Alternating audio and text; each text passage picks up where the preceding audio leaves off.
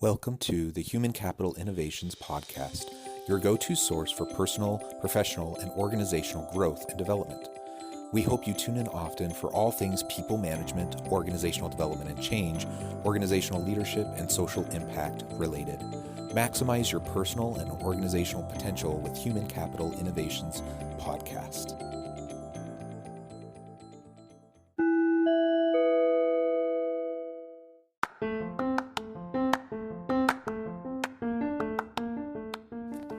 Welcome to the Human Capital Innovations Podcast. In this HCI podcast episode, I talk with Justin and Alexis Black about what it means to redefine normal in relation to love, happiness, family, and success.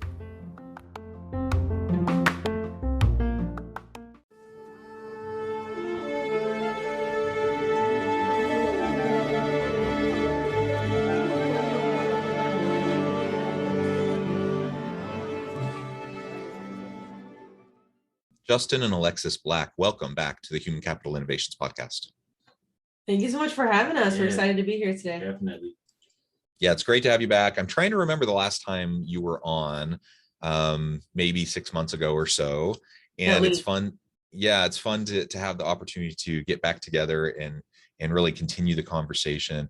Today, we're going to be focusing on really the topic of your book and your recent new workbook to go along with that book, Redefining Normal. And I wanted to zoom in and talk about the definitions and the applications of how we go about really improving love, happiness, family, and success in our lives. As we get started, I wanted to share Justin and Alexis's bio with everybody.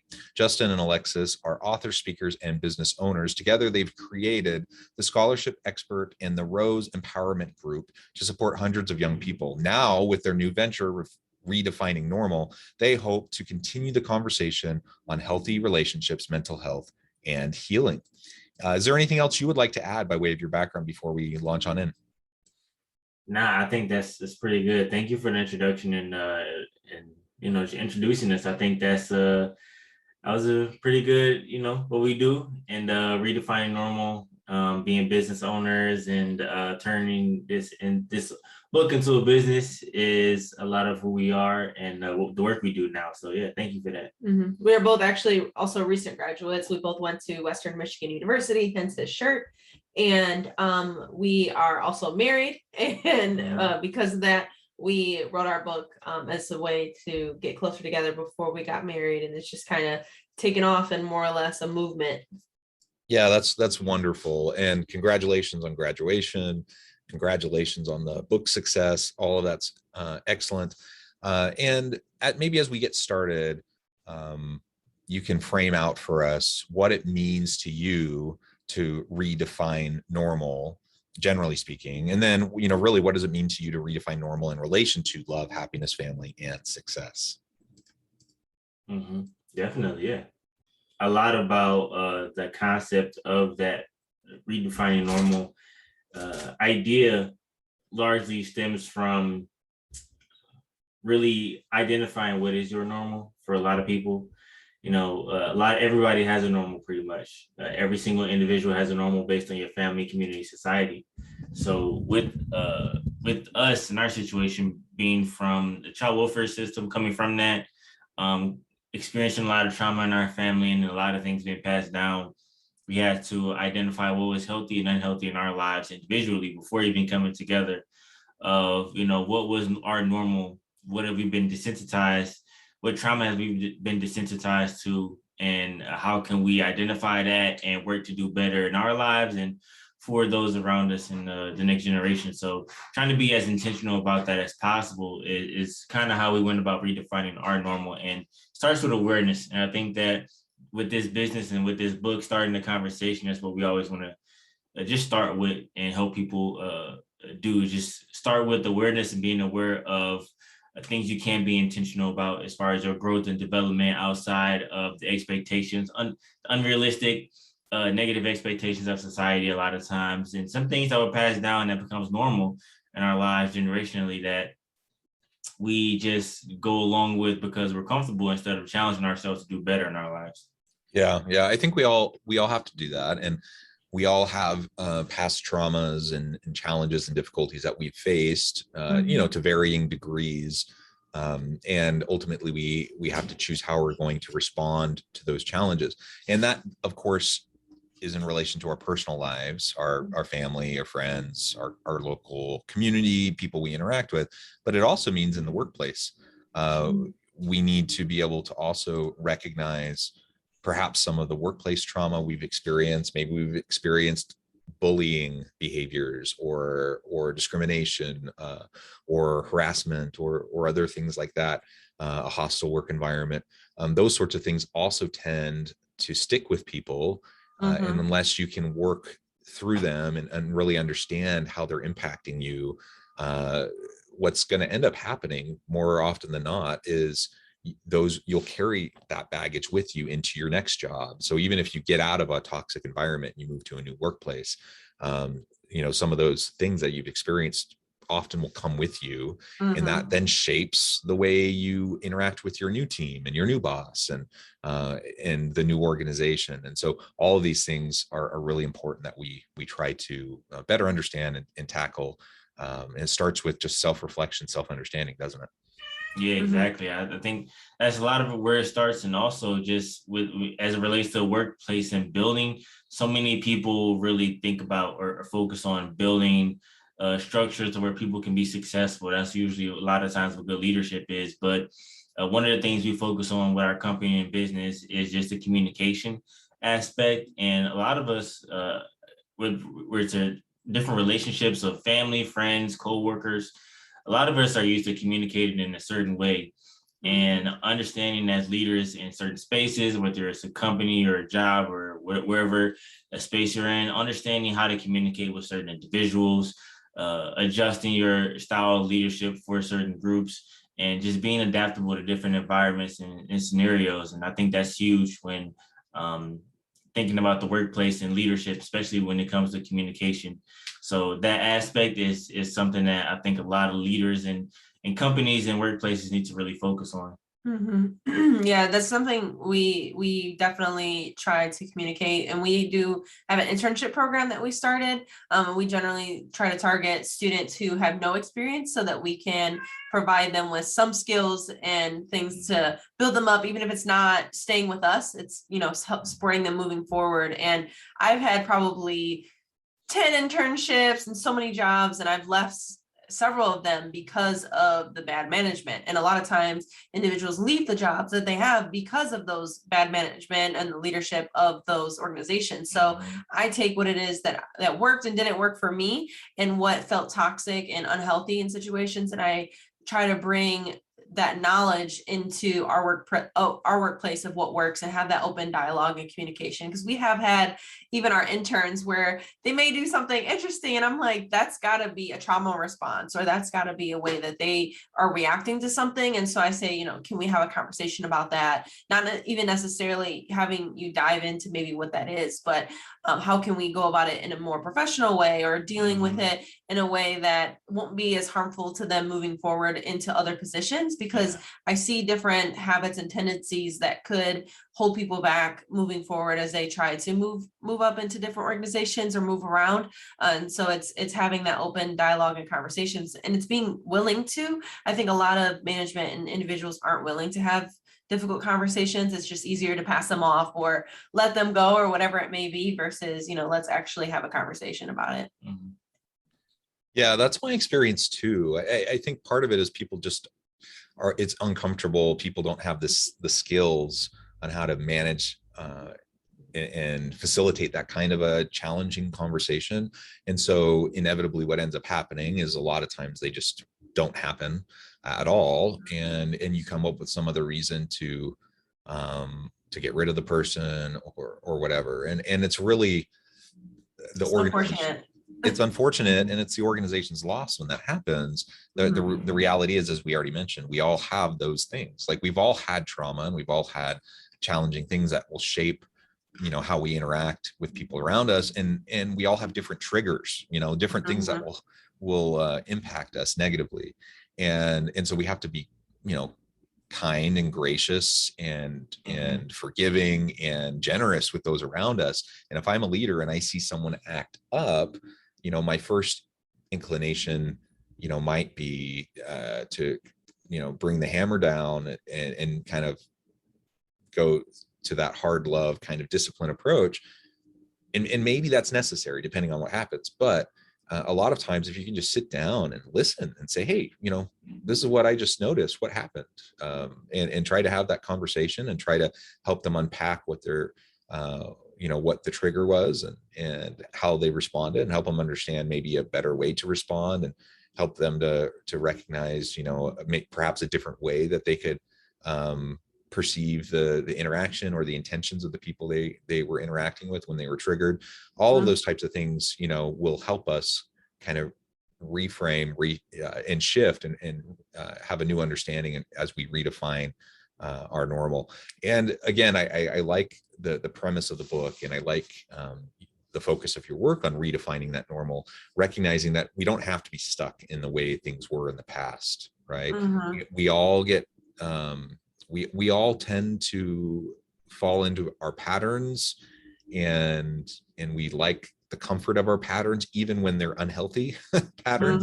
And so we tend to perpetuate them unless something disrupts it. And so hopefully we can choose to disrupt it ourselves and not wait for some external, horrible thing to happen that kind of forces us to do so. But if we can be proactive about it ourselves and try to address those things and redefine what a healthy life looks like for us, what a healthy work life, what healthy work relationships look like, what, healthy interpersonal relationship at home look like. If I can focus on that and be proactive about it up front, then I can sidestep a lot of the heartache and pain that inevitably will end up occurring. Exactly. Yeah, you said it perfectly. I love that. Yeah. And so we all tend to fall in this trap again and again and again. So what are some of the things you talk about in your book and in your new workbook in relation to how we can better define love, happiness, family, and success in a more healthy way, and really apply that to our daily life? I think in order for you to figure out how you would want to redefine what that is, you need to figure out what the original definition was and who created that for you. And oftentimes, as Justin mentioned previously, all of these definitions of love, family, community, and the way that we are valued, the way we see ourselves in the world around us, that comes from our parents and maybe even our community and whatever that is and whatever that looks like for you and where maybe you grew up. But you have to understand the root of that. And that also goes back to even when we were writing the book, initially the entire book was just going to be about healthy relationships, because that was something that we were never exposed to. We're like, we're getting married. What do we do now? If we don't even know what healthy marriage and relationships look like, how do we move forward in that together? But in order for us to understand what informed our definition and our understanding of what healthy in a relationship looks like, we have to look back at the root of, well, how do we see and view love, and who gave us love? Who do we watch, receive, and give love? And that informed our definition of what that looks like. And so it really came back to the root of what it is of all the discussions that we talked about, and that all of those different, say, stimuli or information that we take in of those processes, that's just going to inform how you move forward and operate in the world around you. And that means in your personal, professional, intimate relationships, all of the above, that's how you're going to operate. And so for us, it really goes back to figuring out what is the root of that, what is the definition of that you've created in your life, and is that the narrative that you want to uphold moving forward? And so in that workbook, we break it down in the exact way that we broke down in the book, of going through the process with us of understanding if you did go through trauma, which most people have, at least 70% of Americans have, and with COVID, it's everybody. Or if it's not trauma, it's you have gone through something significant that has shaped who you are today. And so understanding what that is, and was that positive or was that negative? And how does that look now as, say, as a teen or as an adult that has in some way shaped you? So it's working through maybe what that was, and then how you asking really deep questions of what does that look like moving forward? What is the narrative that you want to have moving forward to create the life that you want to live? And so for us, it was a lot of deep dive, a lot of therapy, a lot of conversations that were very uncomfortable. But if we don't do that work, then as you mentioned, it is going to seep out and bleed into other areas of our lives if we're not intentional on that. Because every relationship dictates the next 3 to 4 generations. So if we're not intentional, then when we choose to have kids and when they have kids, our behaviors and our habits are going to be passed down for several generations if we're not intentional about that right now.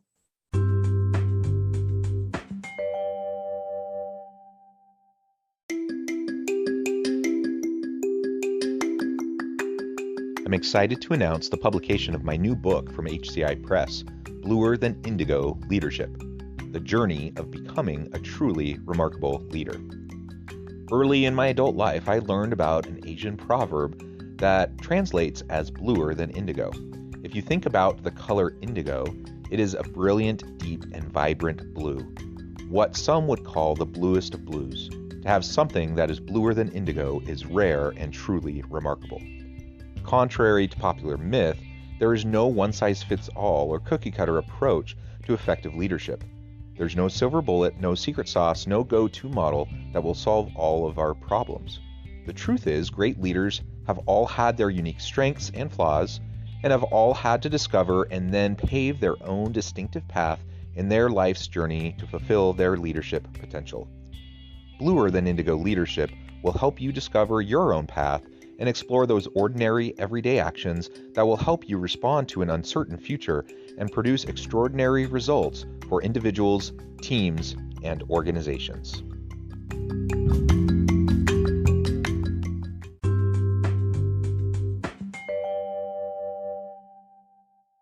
Yeah, so understanding our definition of love, for example, so important. How about happiness?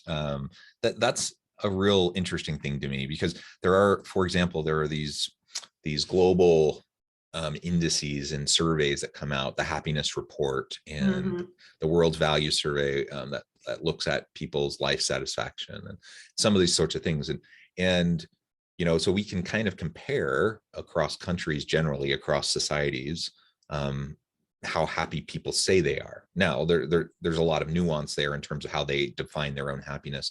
But what's interesting to me is that, you know, we have areas of the world where they, you know, self-reported really low levels of happiness, and other places where people seem to be very happy. And it doesn't necessarily seem to correlate with external environment. So, you know, you could have fairly impoverished countries where the happiness level is very high. You can have very wealthy countries where the happiness level is pretty low. So why is it important for us to redefine what happiness means to us? What's perhaps wrong with some of the common ways we frame happiness, say in Western culture, in the US, for example? Well, oftentimes in Western culture, and we've traveled to over 30 countries, and what we've seen time and time again is that it's like the more we do, the more we have, the more we consume, the happier we'll be. And it's, you know, it always comes down to, if I have more, then I'll be happier. If I make more, I'll be happier. And it's always that more aspect. Whereas I see a lot of times in other cultures of, you know, maybe if you don't have as much, or you become content with what it is that you do have, there's a lot more happiness that you have, that you will have moving forward, because you have learned to be happy with what it is that you have in front of you, versus always consuming and wanting more. And then with media and ads and all of these things that tell you that you have less and you are less, and you will always be less if you don't have more and consume more, or, you know, make more money, whatever it is. So societally, it is told you through ads and marketing and, you know, looking around you, and then constantly the comparison trap, all those sorts of things. It's just going to always have that narrative, versus what we see all the time when we travel is, I mean, I remember I was in India, and I was in some of the worst slums I've ever seen, yet some of the happiest kids and community, like, I could have imagined. And that to me it was really contradictory of, how could you be so happy right now? But it's in my circumstance right now. What do I have control over? What do I have?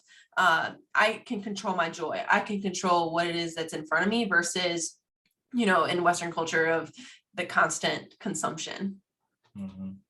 Yeah, I like that. And I wonder about just the complexity and the busyness. And, I think success, our definition of success often, overlaps a lot with our definition of happiness. And I think both of those often are kind of unhealthy. Like we have unhealthy framings for what makes us happy or what success means or looked like. And I look at those both here and abroad that seem to just really be the most content, the most happy. They're the ones that are the most mindful. They're the ones that tend to simplify their life. They're not as hectic. There's a big reason why minimalism is a really growing trend as people try to shed themselves of material, excessive material possessions and just simplify their life. I think about all those things, and then I think about some of these other societies around the world where people just seem to have happiness and contentment, and they don't have much. And the truth is, you just don't need much. And I think about, when I'm traveling, for example, I don't know how you travel, in terms of your luggage, but I tend to travel pretty light. And I find that, lo and behold, I can be out of the country for 2 or 3 weeks at a time with just one little suitcase, with only, the essentials, and I'm fine. I don't need all the other crap that I lug around with me, that I have at my house, for example. And so we tend to bog ourselves down, and that influences the way we frame the world and our happiness and expectations and what success means for us. Does success mean we have to get that next promotion or that next pay raise or that new job or the bigger house or the new car or whatever? And if it does, I think we're going to perpetually find ourselves in a state of dissatisfaction and discontentment. And it doesn't need to be that way. I couldn't help but, kind of chuckle to myself as you were describing, and as I was thinking about some of my own experiences. We're now into the Christmas season. How many like cheesy romantic Christmas movies are there about people leaving the big city life and moving to like the countryside, and then finding love and just like the simple life and finding true happiness, right?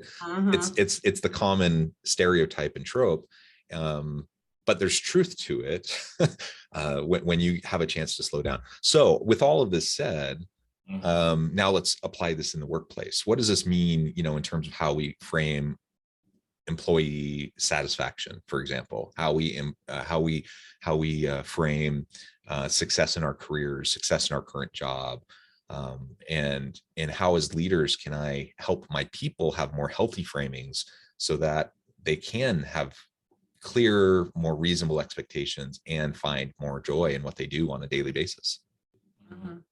Yeah, I think when you think about expectations, happiness, and all that, you have to really focus on the foundation of it. And for leaders, for employees, and getting into your career, focus in on if foundationally, is this something that I want to do? Is it something that's good for me? When you think about expectations, think about, am I setting realistic expectations for myself? Am I setting an expectation that like I'm going to work myself into the ground?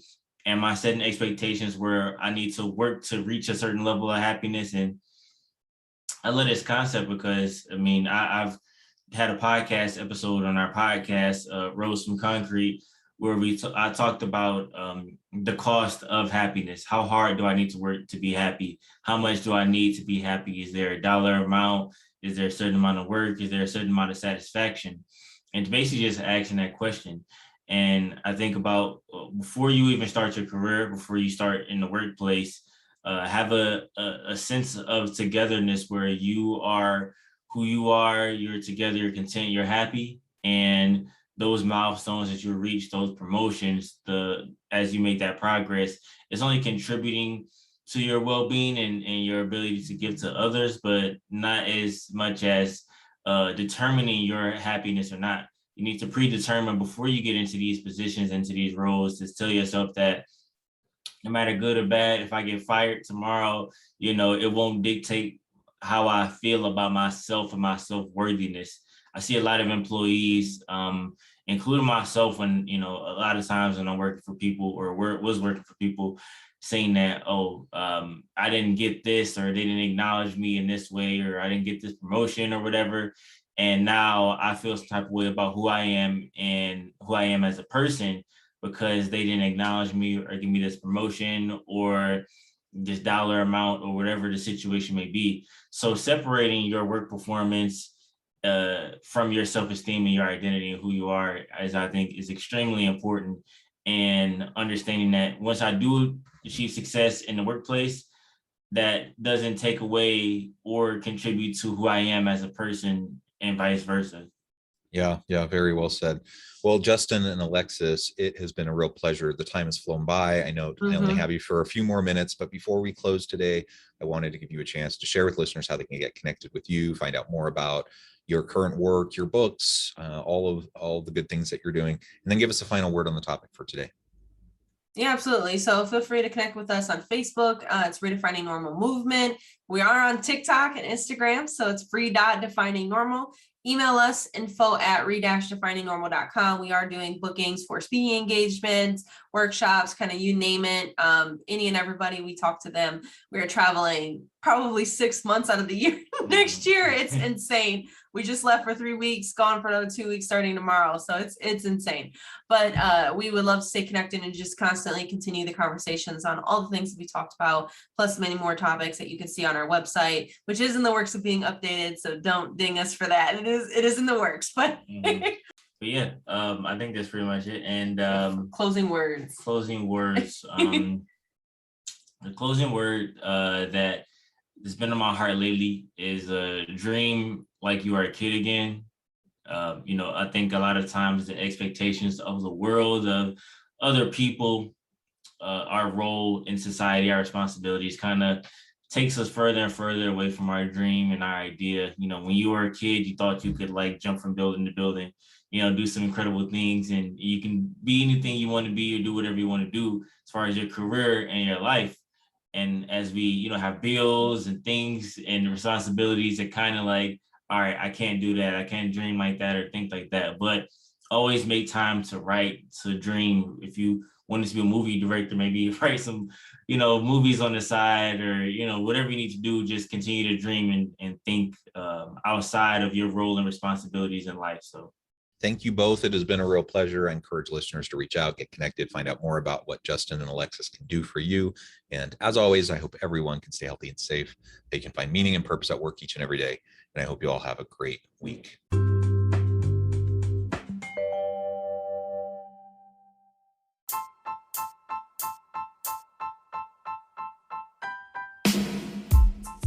The alchemy of truly remarkable leadership.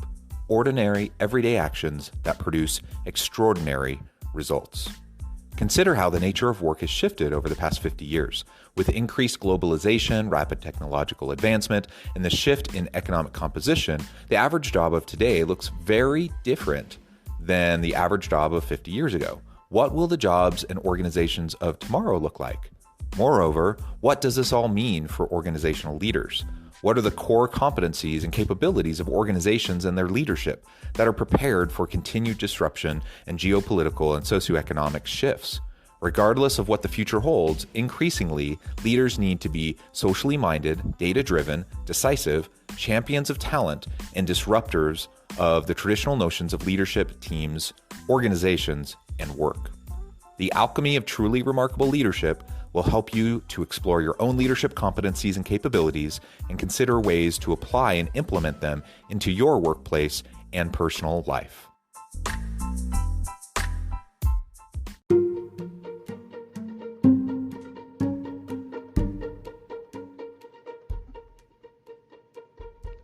Check out Human Capital Innovations magazine, Human Capital Leadership.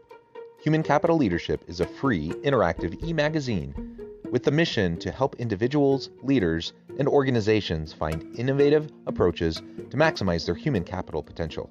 We publish issues quarterly in August, November, February, and May.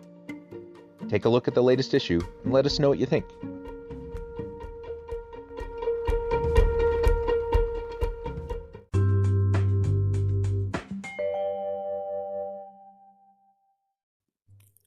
thanks again for joining us for this episode of the Human Capital Innovations Podcast. I hope you stay healthy and safe and that you have a great week.